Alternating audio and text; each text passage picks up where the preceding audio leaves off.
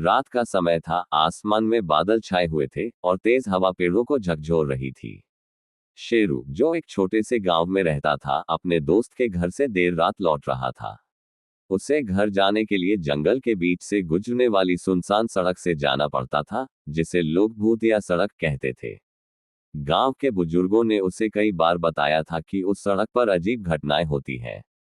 लेकिन शेरू को भूत प्रेत की बातों पर यकीन नहीं था। वह हंसते हुए कहता, ये सब लोगों की मनगढ़ंत बातें हैं।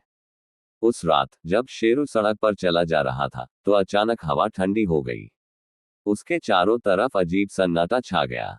पेड़ों की पत्तियां हिलना बंद हो गईं और उसके कदमों की आवाज साफ सुनाई देने लगी। अचानक उसे दूर से किसी के गाने की धीमी आवाज सुनाई दी। वह चौकन्ना हो गया और अपनी टॉर्च जलाकर चारों तरफ देखने लगा। गाने की आवाज पास आती गई और तभी शेरू ने देखा कि सड़क के किनारे एक सफेद साड़ी पहने और खुले बालों वाली औरत खड़ी थी।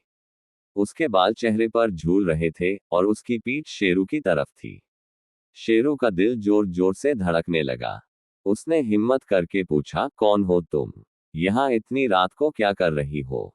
औरत ने धीरे धीरे अपनी गर्दन घुमाई और उसका चेहरा देखकर शेरू की चीख निकल गई। उसकी आंखें लाल थीं और उसकी मुस्कान इतनी डरावनी थी कि शेरू के पैर जैसे जड़ हो गए। औरत धीरे धीरे शेरू की ओर बढ़ने लगी। शेरू ने हिम्मत जुटाई और वहां से भागने की कोशिश की, लेकिन उसके पैर जैसे जम गए थे। तभी चुड़ैल ने डरावनी आवाज में कहा, रुक जाओ। तुमने मेरी सड़क पार करने की हिम्मत कैसे की? शेरू ने अपने आप को किसी तरह संभाला और जोर से भागने लगा। वह जितना तेज दौड़ता, चुड़ैल की हंसी और तेज होती जाती। उसे ऐसा लग रहा था जैसे चुड़ैल उसके साथ साथ दौड़ रही हो।